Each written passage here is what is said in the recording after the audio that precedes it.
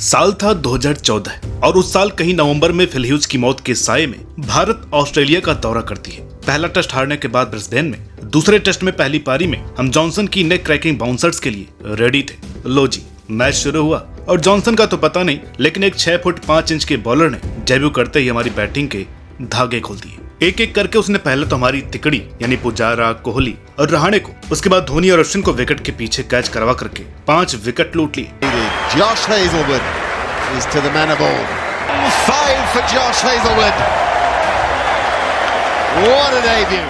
फिर से 2021 में 36 पर 9 में से 8 पर 5 उसी बॉलर ने लिए। तो चलिए जानते हैं इस मॉडर्न डे ऑस्ट्रेलियन मैकग्राथ के बारे में। Just too good, Hazlewood gets 5. It's the 8th time in Test cricket. Christmas has come early for the Australians. जैसा कि आप सभी जानते हैं कि 2 दिन पहले हम लोगों ने क्रिकमाइंड के कम्युनिटी में सबसे ज्यादा मांग किए गए नामों की एक लिस्ट बनाई और उस पर वोटिंग करवाई, जिस पर सबसे ज्यादा वोट आया जोश हेजलवुड के नाम पर। तो चलिए आज की इस वीडियो में हम जानते हैं जोश हेजलवुड की कहानी। एक नाम जो ऑस्ट्रेलियन क्रिकेट का एक नया चेहरा बना जब बात आती है टेस्ट बॉलिंग की, स्पेशली लाइन एंड लेंथ पर फोकस करते हुए। लेकिन जोश की जर्नी उतनी आसान नहीं थी जितनी दिखती है। First ball, Josh Hazlewood, what a start. Right spot, right line, off stump gone. Oh, did he glove that? Did he glove it? Yes, he did. Oh, that's taken. And Australia only need another 2 now for the Ashes. Hazlewood, he gets 5.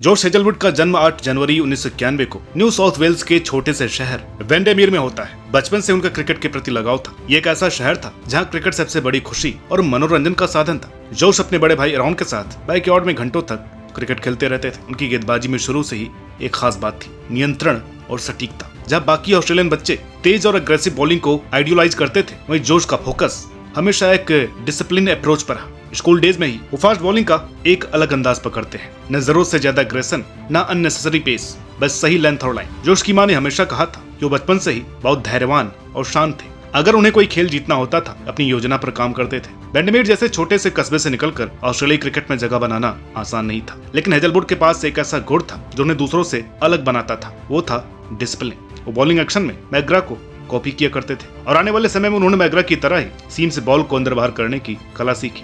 खैर, वक्त आगे बढ़ता है। Australia का सबसे core squad वैसे तो 2007 के बाद से ही खत्म होता जा रहा था। खास करके बॉलिंग डुओ मैकग्रा और वॉर्न ने 2007 में ही क्रिकेट छोड़ दी थी, जहां से कुछ हद तक ब्रेटली और यंग मिचेल जॉनसन बॉलिंग कमान संभाल रहे थे। T20 फॉर्मेट भी अच्छा खासा पांव जमा चुका था। इसी बीच जोश हेजलवुड की क्रिकेटिंग स्किल को जल्द ही न्यू साउथ वेल्स के क्रिकेट एसोसिएशन ने पहचान लिया। 17 साल की उम्र में उन्होंने अपना first class debut New South Wales की तरफ से किया और वहां से उनके करियर ने तेजी पकड़ ली। हेजलवुड की गेंदबाजी में जो बात सबसे ज्यादा नजर आती थी वो थी उनकी लाइन और लेंथ की सटीकता। उन्हें ब्रेटली या मिचेल जॉनसन की तरह स्पीड स्टार नहीं माना जाता था, लेकिन उनकी कंसिस्टेंट गेंदबाजी ने जल्दी कोच और चयनकर्ताओं का ध्यान खींचा। जोश हेजलवुड का इंटरनेशनल डेब्यू 2010 में ऑस्ट्रेलिया की टीम के लिए वनडे मैच के रूप में हुआ। वो उस वक्त सिर्फ 19 साल के थे, लेकिन उनकी गेंदबाजी में एक ऐसी धार थी जो उम्र से परे थी। जब भी वो गेंदबाजी करने आते, उनकी हर गेंद में डिसिप्लिन दिखता था। हमेशा ऑफ स्टंप के बाहर की लाइन को पकड़ते और बल्लेबाज को गलती करने के लिए मजबूर करते। दोस्तों, स्विंग बॉलिंग को टैकल करना आसान होता है क्योंकि स्विंग बॉलिंग ऑलमोस्ट 20 मीटर से पता लगाई जा सकती है और बैट्समैन के पास इतना टाइम होता है कि वो खुद को एडजस्ट कर ले। लेकिन सीम के बाद गेंद की मूवमेंट टैकल करना सबसे मुश्किल काम है, क्योंकि गुड लेंथ पर टप्पा खाने के बाद गेंद ने बमुश्किल 5 मीटर की दूरी तय करनी होती है। वहाँ बैट्समैन अपने स्टैंस को लास्ट टाइम में कैसे भी करके एडजस्ट नहीं कर सकता है। ये सीम से बॉल हिलाने की ताकत सबसे खतरनाक बॉलर पैदा करती है, फिर चाहे वो मैकग्रा हो या मोहम्मद शमी या फिर हेजलवुड। इसलिए कहते हैं कि जरा सी बॉल आगे पीछे हुई तो बैट्समैन को स्लिप्स में अपना विकेट दिख रहा होता है। हेजल को अपने लिमिटेड ओवर्स फॉर्मेट में विकेट निकालना मुश्किल हो रहा था, लेकिन यह तारीफ बनती है ऑसीज मैनेजमेंट की, क्योंकि वो देख रहे थे कि 196 सेंटीमीटर लंबा बॉलर बैट्समैन को फंसा तो रहा है, चलो क्यों ना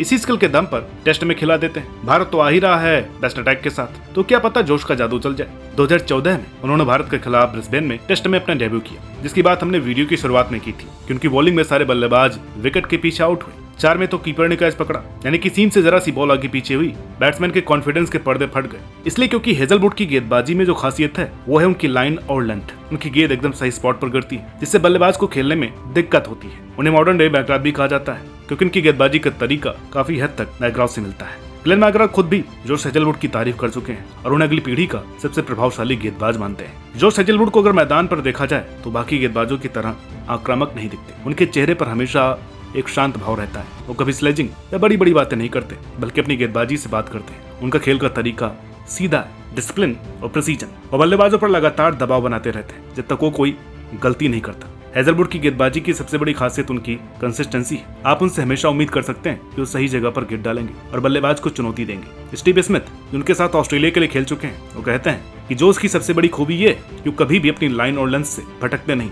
चाहे पिच कैसी भी हो, हमेशा आपको चुनौती देंगे। यह उस चीज का कोई नया तरीका नहीं, वो पहले से ही ऐसा करते आ रहे हैं। एक फास्ट बॉलर होता है जो अग्रेसिव होता है और शुरुआती ओवर्स में ही विकेट्स ले लेता है। एक स्पिनर होता है जो बीच के ओवर्स में क्रूशियल विकेट लेता है। फिर एक लंबी लाइन होती है ऑलराउंडर्स की, और एक ऐसा बॉलर होता है जिसके पास पेस नहीं होती लेकिन सटीक टप्पा जरूर होता है। वो जब भी आया है, जिस भी स्पेल में आया है, 2 या 3 ओवर्स के भीतर विकेट लेके गया है। कभी वो काम मैग्रा करते थे, अभी वो काम हेजलवुड करते हैं, जो नवंबर 2015 में टेस्ट इतिहास के पहले डे नाइट मैच में मैन ऑफ द मैच बने। यहाँ उन्होंने न्यूजीलैंड के खिलाफ 5 विकेट लेते हुए यह मुकाम हासिल किया। यही उन्होंने शेन वार्न और मैग्रा को पीछे छोड़ते हुए सबसे तेज 50 विकेट हासिल किए। इसके अलावा भी जॉश हेजलवुड ने कई बार अपने दम पर ऑस्ट्रेलिया को मैच जिताए हैं, चाहे वो 2017 की एशेज सीरीज हो या 2021 की बॉर्डर गवास्कर ट्रॉफी का सिडनी टेस्ट। हेजलवुड ने हमेशा बड़े मौकों पर अपनी उपस्थिति दर्ज कराई है। 2019 में इंग्लैंड के खिलाफ एशेज में जो ऑस्ट्रेलिया को एक तेज गेंदबाज की जरूरत थी जो लगातार प्रेशर बनाए रख सके, हेजलवुड ने अपनी जादुई गेंदबाजी से इंग्लैंड के बल्लेबाजों की नींद हराम कर दी।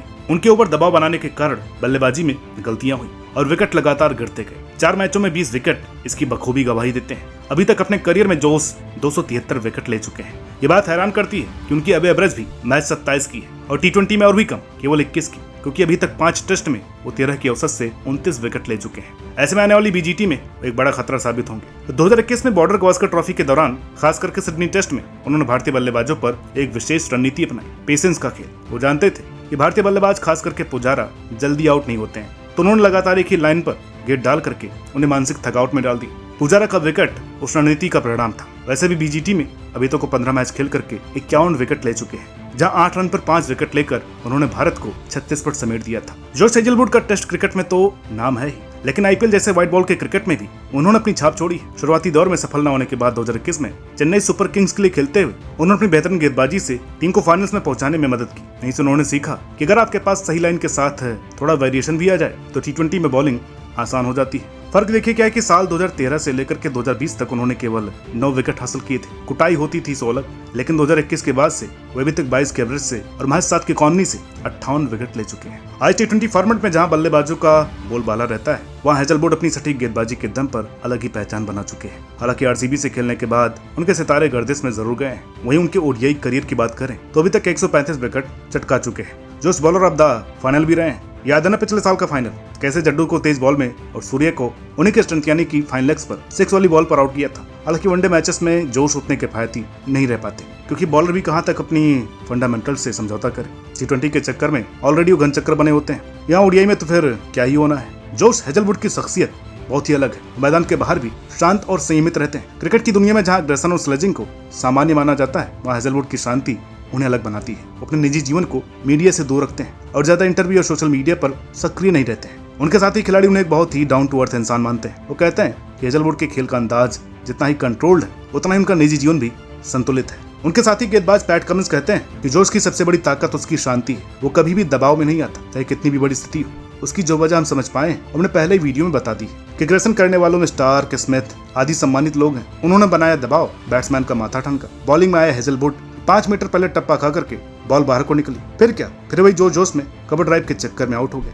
वैसे कवर ड्राइव के एडिक्शन पर एक अलग से वीडियो बन सकती है, लेकिन अगर आपका इस वीडियो पर रिस्पांस अच्छा रहेगा तो। खैर, कॉमनेस के मामले में वो अपने कप्तान पैट कमिंस के साथ खड़े होते हैं। दोस्तों, BGT आने वाली है। हैशटैग के साथ अपना प्रेडिक्शन बताइए, देखते हैं कि कौन कहां पे स्टैंड करता है। अब मेरा प्रेडिक्शन है 2-2।